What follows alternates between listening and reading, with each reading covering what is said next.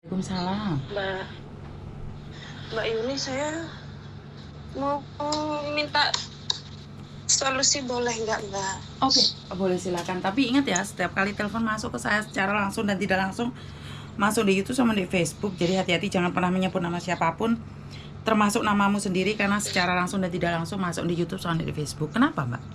Kok sampean telepon saya ini berkali-kali, padahal saya bilang ntar ada waktu saya akan telepon. Ada apa ini, kalau boleh tahu? Iya, saya kan di KL ya, Mbak ya, di Malaysia ya. Oh, Saya kamu di kerja Malaysia? masih, Mm-mm. ya, Terus? saya masih kerja dapat 2 bulan setengah lah itu.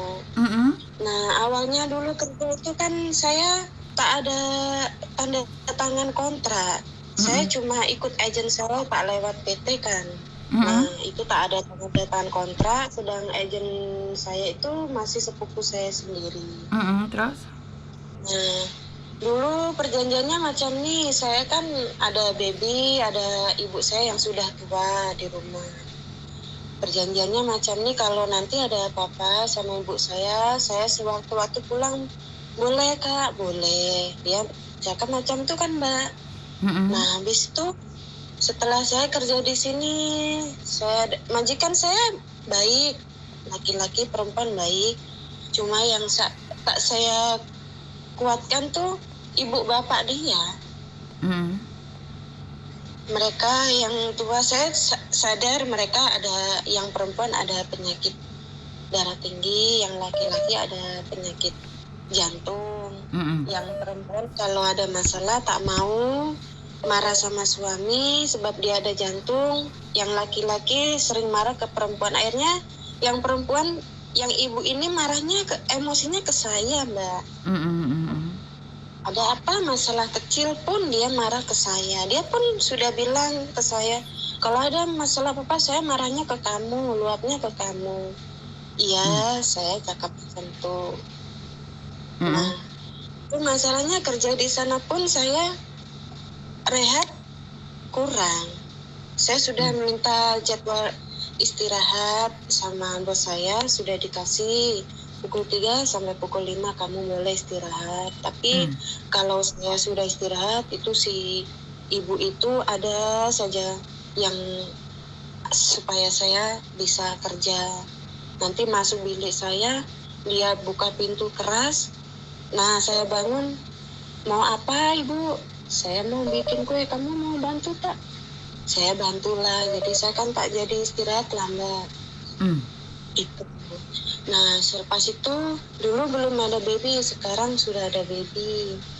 Jadi saya urus 3 anak kecil-kecil itu, Mbak. Saya tak ada makan. Nah, makan pun saya, intinya kalau pagi saya minum susu sama makan roti. Kalau petang pukul 3 baru makan nasi. Malam belum tentu makan nasi. Itu jadi saya rehat kurang, makan pun tak terjamin. Akhirnya saya sakit. Sakit 2 hari, saya tak bisa bangun sama sekali, Mbak. Saya telepon ke agen saya, Mbak. Saya terus terang saya tak kuat. Saya mau pindah. Sudah lama saya mau pindah, Mbak, tapi tak dikasih pindah. Akhirnya terus saya diambil. Dia marah-marah ke saya, kamu seharusnya bisa sabar, bisa ini. Saya sudah cukup sabar, Mbak, kerja di sini. Sudah dimarahin, sudah tak ada area, sudah ini, saya sudah cukup sabar. Apalagi saya ada anak kecil-kecil itu, saya kurang sabar. Bagaimana? Saya bilang gitu, Mbak. Di situ, terus saya diambil. Nah, ini saya sudah di rumah agen. Saya sudah agak sehat kan, Mbak. Saya minta diganti majikan. Selepas saya ganti majikan pun, ada yang mau ambil saya, tapi itu dengan harga yang tinggi itu, Mbak. Saya bingung, kalau kamu mau pulang, kamu harus bayar uang segini. Kata dia, totalnya sama hutang saya itu ada 22 juta. Kalau saya harus pulang, saya harus kembalikan uang segitu banyak itu, Mbak. Saya uang dari mana? Sedang saya kerja di sini masih dapat 2 bulan lah intinya. Saya masih potong gaji, Mbak. Sedang saya di rumah, saya ada baby, saya ada ibu yang sudah tua. Saya kerja itu tak tenang, Mbak. Andai kan saya kerja tak dimarahin, tak selalu salah, saya mungkin bisa terimalah kerja apa, karena di sini kerja tak ada yang enak, mestilah semua itu kan susah lah, Mbak. Tapi agent saya tak paham. Dia bilang kalau pulang saya harus kembalikan uang segitu.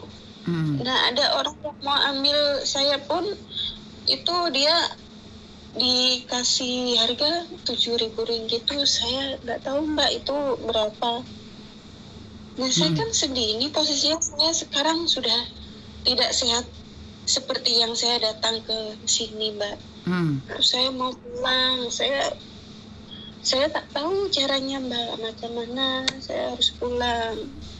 Kalau saya kerja di sini, saya takut saya tak kuat karena saya sekarang sudah sering pusing, sering apa itu, sering sakit perut itu, Mbak, karena kerja di awal yang kurang makan itu tadi. Itu pun makan yang pukul 3 itu cuma apabila dimakan orang satu pun itu masih kurang. Jadi itu bukan porsi saya lah, Mbak. Oke. Saya minta solusi sama Mbaknya itu. Saya mau pulang, bagaimana caranya, Mbak? Oke, sekali lagi nih, kalau masalah Malaysia, saya pribadi saya tidak tahu ya, karena saya pribadi tidak pernah ada di Malaysia sebagai pekerja. Jadi peraturannya seperti apa dan bagaimana saya kurang tahu ya. Saya harus bertanya juga pada orang-orang yang ada di Malaysia. Tapi mendengar dari cerita sampean pribadi itu, sampean niatnya kurang. Kalau cuman bekerja 2 bulan, itu kan kalau kamu sakit, saya nggak tahu ya.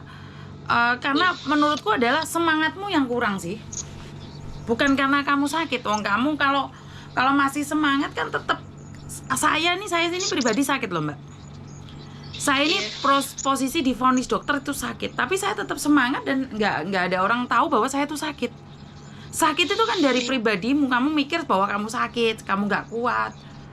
Jadi ya kamu sakit. Padahal kamu kalau memang niat bekerja dan berdoa, positive thinking, jangan di rumahnya agent menye-menye. Karena sekali lagi ini menurut pendapat saya ya. Kalau Miss Yuni salah ngomong, saya minta maaf. Tapi sudah keluar dari rumah nih, kan pantang menyerah. Kalau saya pribadi ya. Lah kalau kamu pulang nih malah punya utang. Kan pulang nggak sukses kamu. Hah? Iya. Karena itu ya sekarang pasrah dan lakukan yang terbaik. Kamu sekarang sudah mengambil keputusan ke luar negeri. Lah itu resikonya keluar negeri nggak gampang. Jadi orang-orang yang kaya dari luar negeri itu butuh perjuangan, butuh proses. Jadi kalau kamu bilang baru 2 bulan setengah, waduh. Kalau kamu di Hongkong itu sudah majikan ngomongnya lebih cerewet lagi loh itu. Iya. Masalahnya kan sebenarnya saya kalau kerja itu semangat, Mbak. Cuma kalau kerja ini salah kan saya jadi bingung. Akhirnya pikirannya takut sekali, Mbak. Berarti kan bukan sebenarnya sakit, sayang. Karena pikiranmu sendiri nggak fokus.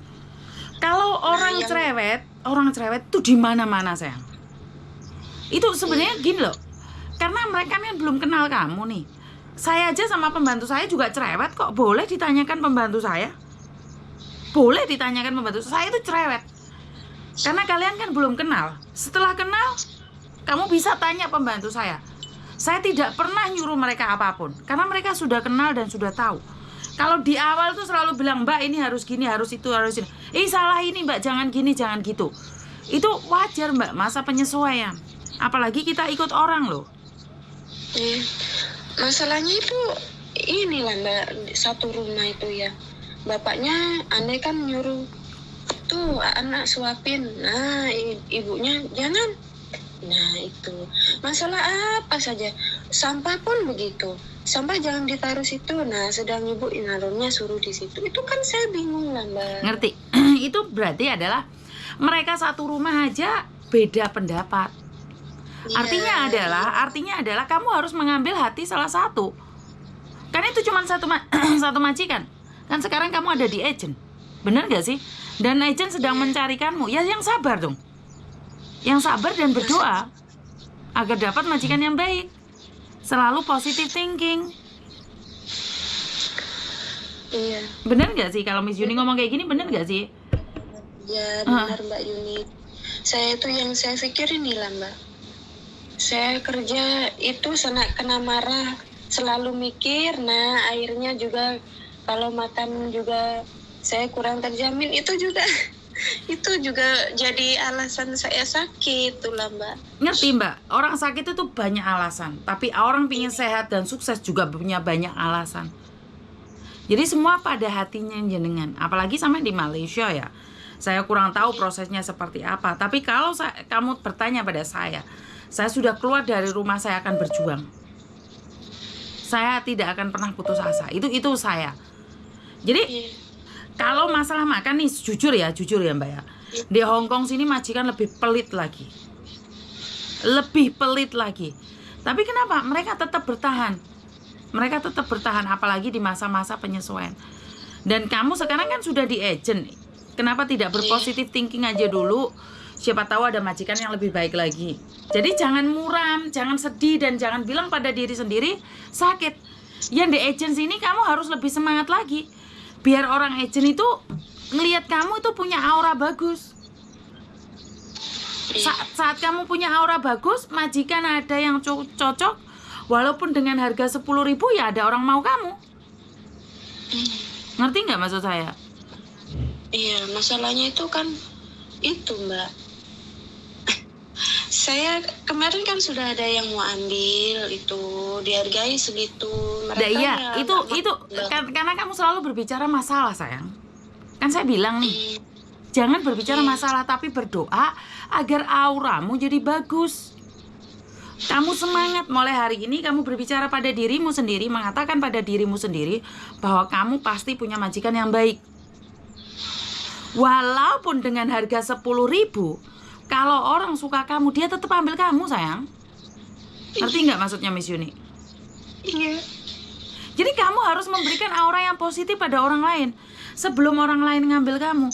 Lah, bagi orang yang auranya negatif, mukamu aja hitam, harga 5.000 itu mahal sayang. Tapi bagi orang yang punya aura positif, harga 10.000 itu murah. Nah, itu tergantung dari kamu mau aura yang mana. Kalau auramu emosi, marah, kecewa, sakit, orang yang ngelihat kamu aja dengan harga 5.000 gak ada yang mau. Tapi kalau kamu selalu bersyukur, selalu cerah, orang masuk di kantor ngelihat kamu, wah ini bagus ini, ini harganya 10.000 loh, gak apa-apa aku bayarin semuanya. Ngerti gak? Iya Mbak. Jadi sekarang masih belum ada majikan yang cocok sama kamu, berdoa aja agar ada yang cocok. Solusinya itu sebenarnya ada Mbak, semua itu senang sama saya, cuman dikasih harga segitu itu mereka Mbak, sampean masih paham nggak dengan kata-kata saya? Saya tekankan sekali lagi. Dia suka sama kamu, tapi auramu nggak enak, siapa yang mau bayar dengan harga segitu? Paham nggak maksud saya mulai tadi saya ngomong? Iya. Jadi jangan bilang ada orang suka sama kamu tapi karena harga mahal mereka nggak mau. Ya namanya belum jodoh. Kalaupun harga 10.000 majikan mau dan auramu bagus, bisa kayak membuat orang seneng, mereka pasti bayar. Paham nggak maksud saya? Iya. Jadi jangan bilang ada banyak orang suka tapi mereka nggak kuat bayar. Ya nggak apa-apa, itu suruh minggir. Itu orang-orang miskin gak suruh minggir. Ya mungkin jodohmu sama orang-orang kaya seperti Datuk, kan kamu nggak tahu. Iya. Jangan punya pikiran negatif. Iya. Jadi katakan pada diri sendiri, nggak apa-apa deh. Yang penting saya lakukan terbaik, saya selalu tersenyum, saya selalu gembira, dan saya selalu bersyukur, saya selalu bahagia. Itu taruh di pikiranmu sejak kamu bangun tidur, sebelum kamu tidur. Jadi mukamu itu selalu ceria, bukan muka yang memelas lah, yang menangis lah, yang kecewa lah. Maka akan hancur. Ada 1.000 orang yang suka, tapi saat deal-dealan mereka nggak jadi ambil kamu. Ngerti nggak? Iya Mbak. Tetap semangat dan Saya yakin kamu pasti bisa. Iya, insya Allah. Mm-mm. Saya juga mohon doanya ya Mbak ya. Siap. Saya Jadi dapat kehidupan yang baik. siap. Pasti kamu bisa demi cita-cita keluargamu yang ada di Indonesia saat Iya. ini. Ya. Jangan pulang bawa Iya, utang ya sayang ya. Iya, insya Allah ya. Tanamkan dalam pikiran, jangan berkata bahwa Miss Yuni saya itu punya masalah, masalahnya seperti ini. Jangan. Tapi katakan pada diri sendiri, syukur alhamdulillah saya punya masalah, karena itu saya sekarang mendapatkan majikan yang lebih baik lagi. Untuk majikan dulu yang dulu itu nggak cocok sama saya, makanya saya disiapkan majikan yang lebih baik lagi. Jadi selalu positive thinking. Jangan dikasih aura negatif. Ngerti? Iya Mbak. Sudah paham? Iya, paham. Iya Mbak, terima kasih. Iya, oke. Sarannya. Itu Mbak, kalau ya mungkin Mbak tahu tak itu cara kalau saya boleh pulang ke Indonesia lah. Itu Mbak tahu kan caranya? Saya pribadi saya nggak tahu Mbak. Saya sendiri saya tidak tahu.